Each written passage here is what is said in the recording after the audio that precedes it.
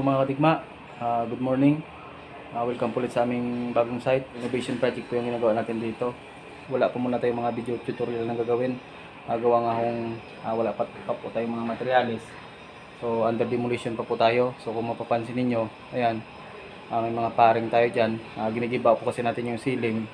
Yung gypsum board ceiling dun sa loob, papalitan natin ng hardiplex ceiling. So lahat ng framing doon, gawa nga kung yung iba kung mapapansin ninyo, ayan, may mga kalawang na gawa nga kung yung third floor, second floor at saka itong ground ay may mga tagas yung ceiling natin. So kailangan palitan lahat para makita natin yung tumatagas, kung saan yung mga naglilik sa wall, saka yung mga sanitary saka water line.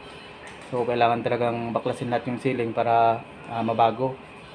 So dito sa gilid natin, ayan, nilagay na natin yung mga gypsum board dyan para pag nag-pull out, hindi na pakalat-kalat.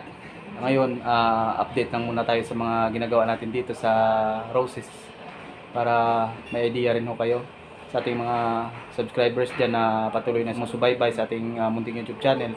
Maraming salamat po sa inyo mga kadigma, tsaka sa ating mga silent viewers. Hindi ko na po kayo maisa-isa, gawang medyo marami na rin kayo.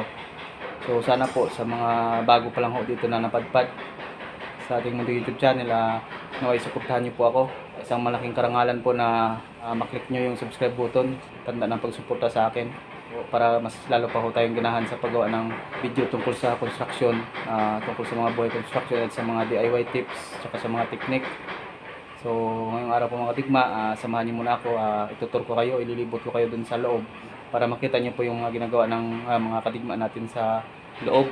So tara. So natanggal na ho namin yung hanging cabinet dun sa may kitchen area. Ayan, saka yung range hood, saka yung ibang mga paring andyan na.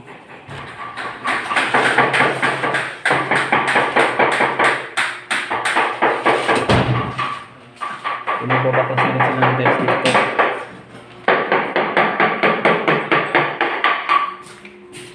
So papalitan kasi itong tiles, gawa nga yung tapak na yung iba.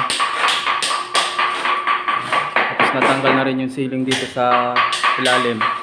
Ayan, palitan din na po tayo ng mga kadigma. Hindi lang natin napakita yung second day. Ayan, nabaklas na yan. Tapos yung doon sa loob, sa taas.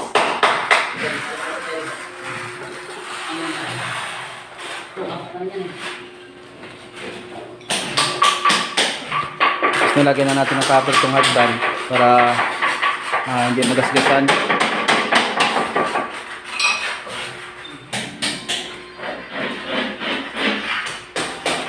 Pati dito kasi i-retain itong flooring dito mga kadigma.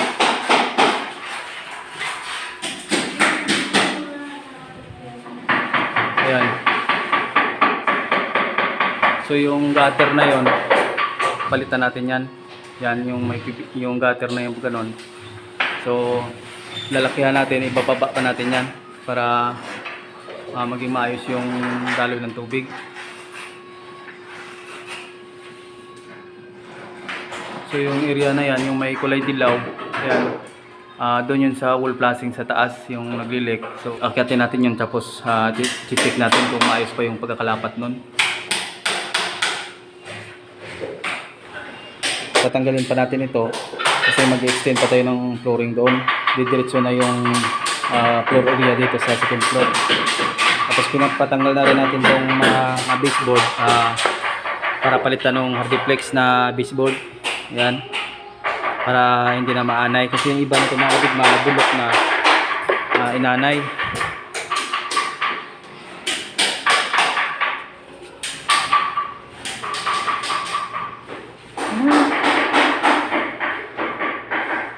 Tapos dito tanggal na natin yung ceiling. Yan.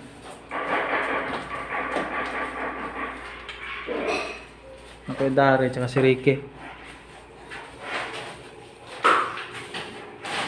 Bali ito yung coblight dito sa gilid. Diyan. Tinanggal na rin.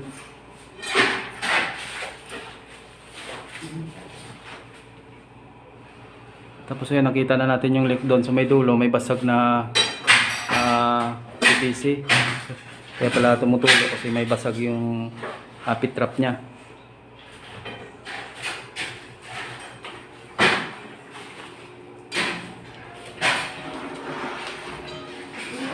Yan, sinecure natin tong hagdan natin mga kadigma para hindi na masyadong makuan pag nagpintura yung mga pintor natin.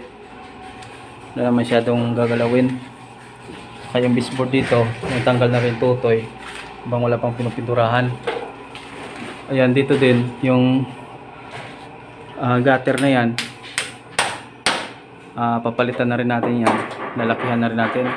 So kaya nang sinabi natin, ibababa natin, lalakihan natin yung gutter, ibababa pa natin para makpa niya yung lalim ng tubig mga katigma. Tapos yung leak na yan dyan, may leak din sa gilid, doon na yan sa wall flashing nya.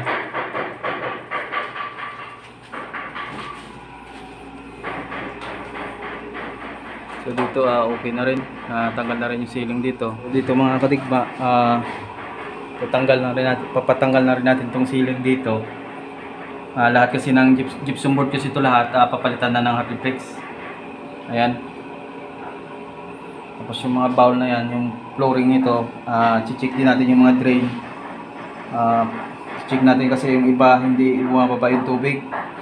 Yung isang CR doon sa kabila ginagamit namin, hindi bumababa yung tubig, baka barado siya o di kaya peak lang. Yung gumagana yung doon sa may shower area, pero ito hindi gumagana. Yan, so check natin yan mga katigma. Inuuna muna natin yung mga marurumi na pagbabaklas saka yung mabibigat na trabaho para maalis na agad yung mga dapat i-pull out dito.